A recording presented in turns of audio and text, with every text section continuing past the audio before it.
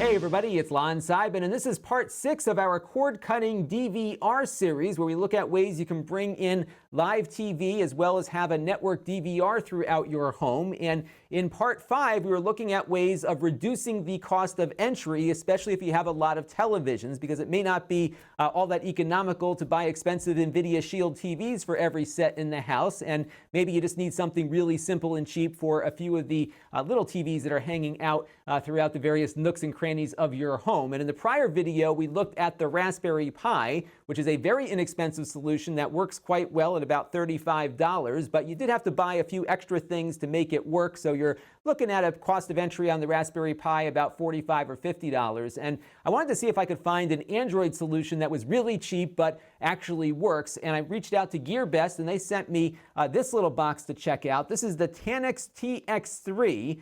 This device costs $32 right now with the remote on GearBest's website. So that's a pretty good deal here. And I've got the HDHomerun DVR system running right now. This is a live TV broadcast coming over in MPEG-2, and it seems to be doing everything that I would expect a box to do in this scenario. So we'll be taking a closer look at exactly what this box can and can't do here in just a second. But I do want to mention, in the interest of full disclosure, that this item came in free of charge from GearBest.com. However, all the opinions you're about to hear are my own. Nobody is paying for this review, and no one is reviewing this content before it is posted. We're also going to talk about HDHomerun as well as Plex. Both of those companies have sponsored content here on the channel in the past and may do so in the future, but this video is not a sponsored video. So let's get to work and see how all of this stuff works. So let's take a closer look now at the hardware. Again, about $32 for what you get here, and this does have a blinking clock on the front of it, and there's just no way to turn that off. I have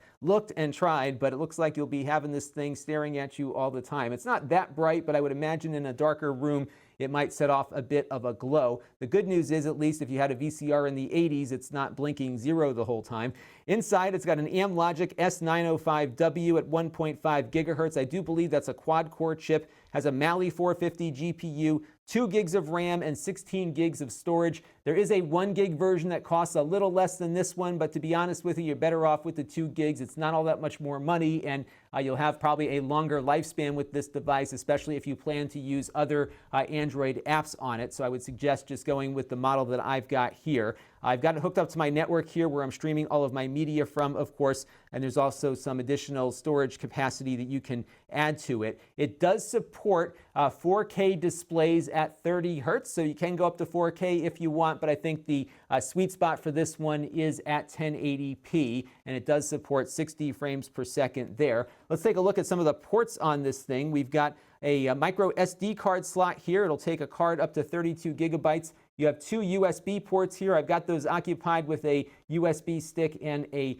keyboard dongle, which is helping me navigate a little more efficiently here. On the back, you've got a AV output, so I think you can actually go out to an analog TV if you want, but this will also serve as a way of just getting analog audio out. You do have an optical audio out on here also. I know that's something a lot of people are looking for these days, so you have that on there.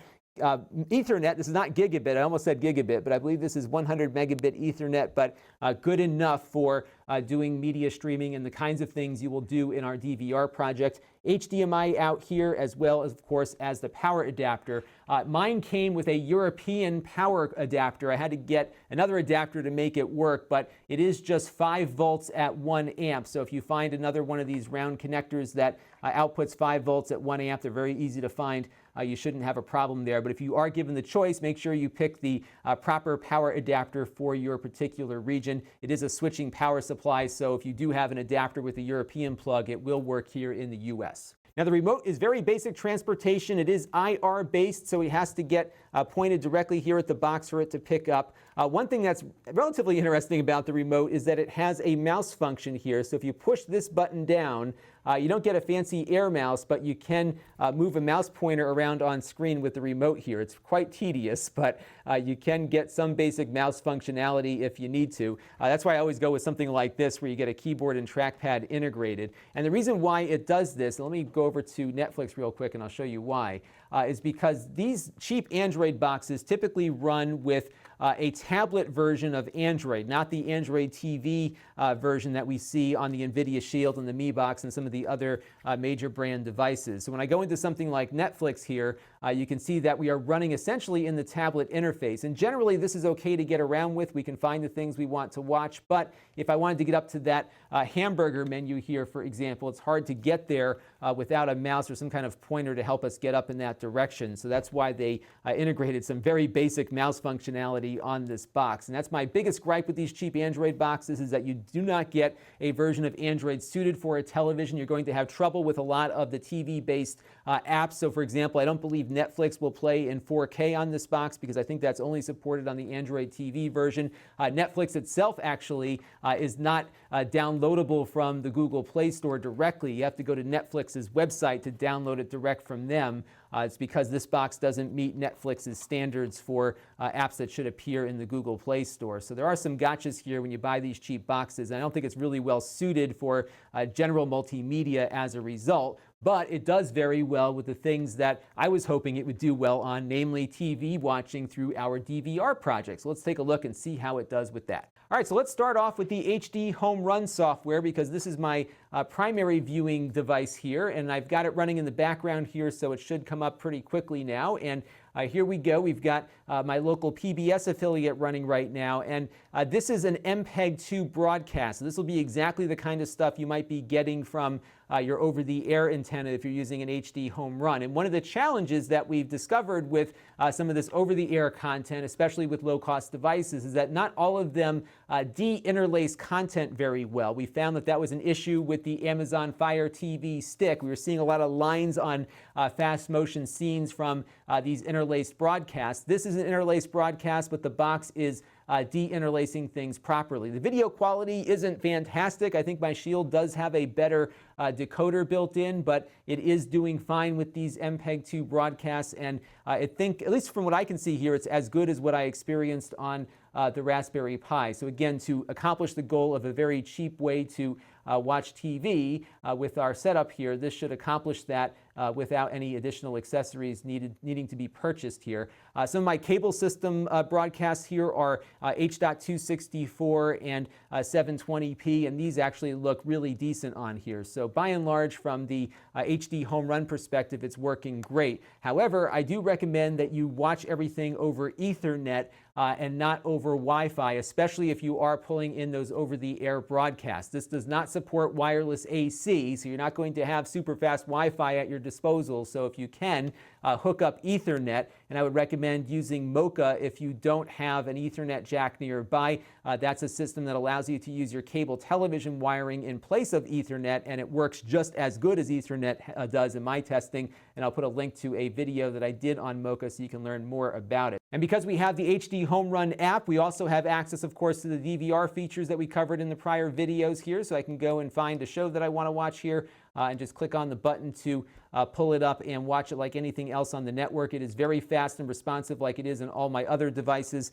And again, we're getting some of this performance because we have Ethernet built in here, but it is working as I would expect something like this to work. So it seems like it's a little faster than the Raspberry Pi, primarily because we're running a native app here versus the plugin we had to run inside of Kodi. Let's take a look now at Plex and see how it does on this box. So here is Plex running on the box, and as you can see, it is running in the tablet interface, not that nice TV interface that we saw on the Amazon Fire devices as well as on the NVIDIA Shield. So what you got up here, of course, is the little hamburger icon that you have to navigate over to, and you also have this little window down here that's hard to get rid of unless you've got a mouse that you can use to grab at those things. So again, not an ideal interface here, just given that this device thinks it's a tablet, but it is usable if you don't have a lot of money to spend yet you want an additional box for one of your TVs. Let's pop in here to the program guide so we can see how the DVR works on here. So we can choose the weather channel and click on the play button here, and that will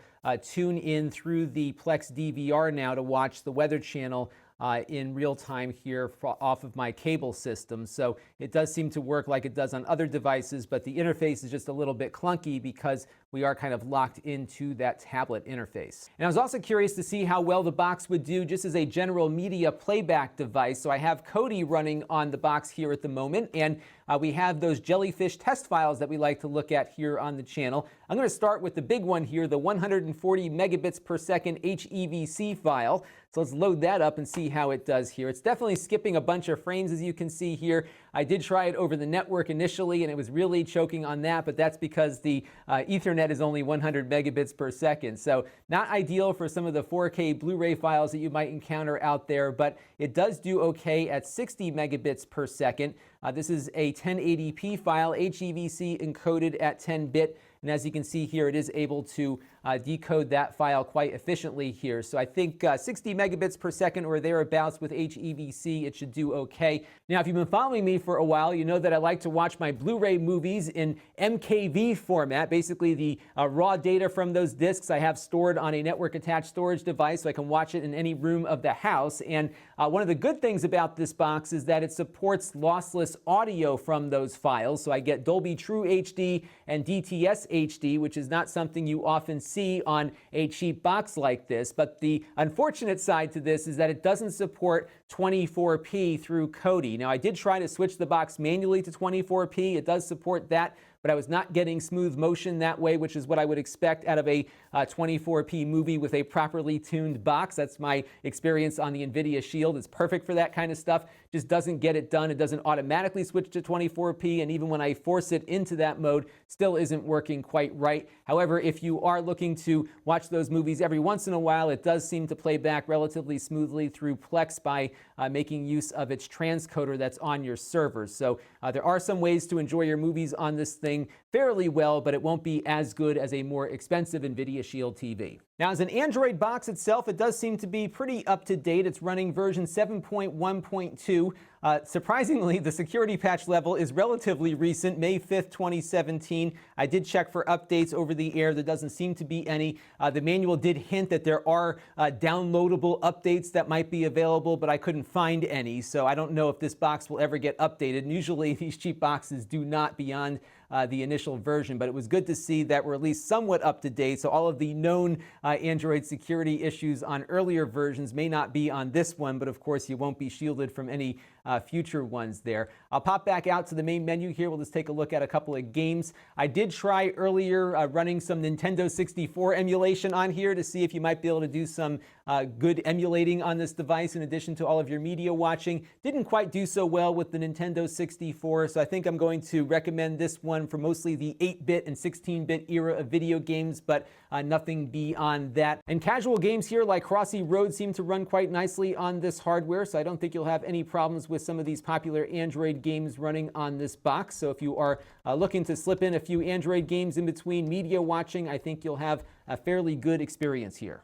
So for the asking price, I think this is a pretty good deal given how well it runs the HDHomerun app, which is the primary mechanism in which I am watching TV through my DVR project. It does okay with Plex as well, as you saw, but there are some interface issues because Plex thinks it's running on a tablet versus something that's hooked up to a television. But if you have some kind of trackpad combo or an air mouse or something, you might be able to get by with that as well. So probably better for HDHomerun users, but definitely usable for Plex users that are looking for a very inexpensive way to get their favorite programming up on their TV sets around the house. One thing I would love to get from all of you are some suggestions as to how we can maybe get this thing to boot up directly to the HDHomerun app. That was something we were able to do on the Raspberry Pi, where it booted up Kodi and then immediately booted up the HDHomerun add-on. And the reason why that's advantageous is because some people around the house aren't so great navigating apps and whatnot. They just want to turn the TV on and watch TV like we all did back in the old days. So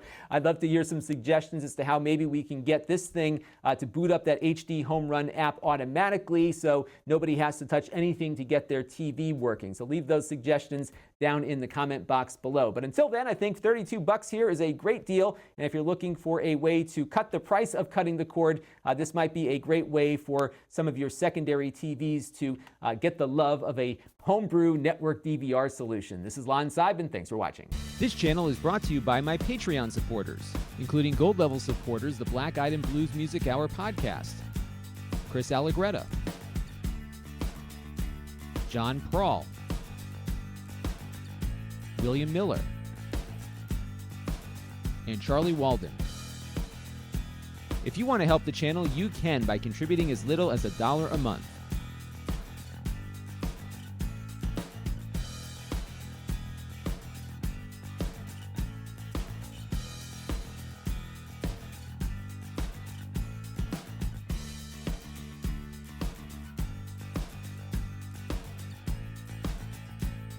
Head over to Lon.TV/Patreon to learn more.